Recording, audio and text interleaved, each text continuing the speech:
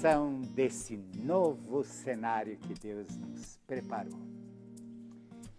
Tendo por inspiração São Francisco, que disse: contemplem. O ser humano precisa novamente se relacionar sadiamente com a natureza, porque ela é a primeira Bíblia que Deus nos deu. E nós vamos hoje tomar, assim, o apóstolo Paulo, 1 Coríntios 3,16 e seguintes, que nos faz uma grande advertência no mundo que cada vez mais está instrumentalizando o corpo humano. 1 Coríntios 3,16 diz assim: vocês não sabem que vocês são o templo vivo de Deus? Se alguém destruir esse templo, eu, Deus, o ameaçarei. Vamos realmente recuperar isso? Eu sinto um encanto, vendo as novas gerações, principalmente, sensíveis com a ecologia. O Papa Francisco, no seu documento último, Laudato Si, pede que a Igreja realmente volte a defender e a proteger a natureza como a casa comum de toda a humanidade.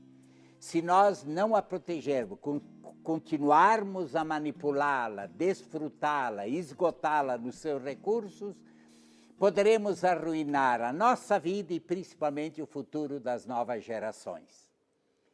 Como é bonito ver um São Francisco que se relaciona com as criaturas, com os pássaros, com as aves, com a irmã terra, a irmã flor, a irmã árvore, a irmã lua, e isso nós perdemos, que pena que perdemos.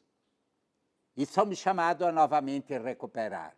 Mas eu gostaria de chamar uma atenção diante dessa supersensibilidade positiva que nos encontramos, há um descuido do ser humano. Eu não me esqueço do Frederico Varkheim. Frederico Varkheim é um grande estudioso do comportamento humano, inglês, da Inglaterra. Ele disse, já no ano de 1960 e pouco, na época da explosão dos Beatles, dizendo assim, que as universidades deveriam se preocupar por um animalzinho que estava ficando doente. E esse animalzinho que estava ficando doente e sendo despejado se chamava ser humano. Ser humano. Eu, às vezes, me deparo e eu busquei até provocar um choque com um grupo de crianças sensíveis com a natureza.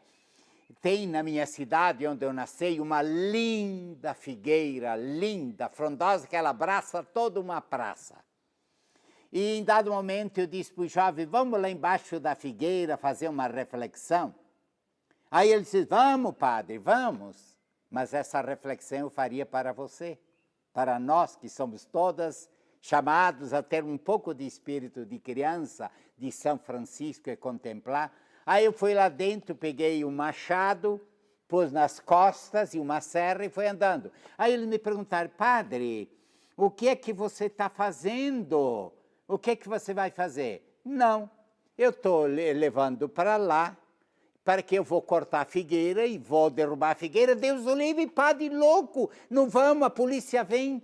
Aí eu disse assim, que bonito que você reage assim. Você sabe que embaixo daquela figueira, ao lado, a marquise da catedral, toda noite dorme uma porção de pessoas que não tem casa, não tem nada, e ninguém protesta mais? Ah, pois é, né, padre? Quem sabe eu e você nos esquecemos do que o apóstolo Paulo nos diz. Você não sabe que vocês são o templo vivo de Deus, a criatura mais importante pela qual Deus criou tudo o que existe? Não profane e não destrua o templo vivo meu, que é o corpo humano, Não o destrua pelas insônias, não o destrua pelas drogas, não o destrua pelas orgias, não profane. Eu gostaria até de dizer mais e lhe provocar uma sensação para que você acorde, eu e você. O lugar onde Deus quer morar não é num templo de ouro, não é num lugar. O lugar mais belo que Deus quer viver é o seu coração humano, é na sua vida, é na sua existência. Então eu lhe pergunto, no templo vivo, no santuário da Santíssima Trindade, que quando sua esposa, seu esposo, seu filho foram batizados, essas palavras foram dizidas: nós, Deus Pai, viremos a Ele, a ela e faremos nele nossa morada. Deus gosta de morar. Como é que você está tratando o templo vivo de Deus na pessoa da sua esposa, do seu esposo, do seu operário, do seu patrão, da sua vida? Quem sabe você tem uma sensibilidade pela natureza, que bom você construir um bonito jardim nas suas casas, ai de que alguém quebre a sua folhagem e não está se preocupando que a sua esposa, seu marido, com atitudes, com gestos, você está quebrando? Eu gostaria até de dizer mais para você. Acredite-me, ouça-me o que eu vou lhe dizer agora e em nome do Evangelho. Se alguém for aí em frente, no lugar onde você vive, quebrar a porta da igreja, pegar o Santíssimo e o profanar, é gravíssimo.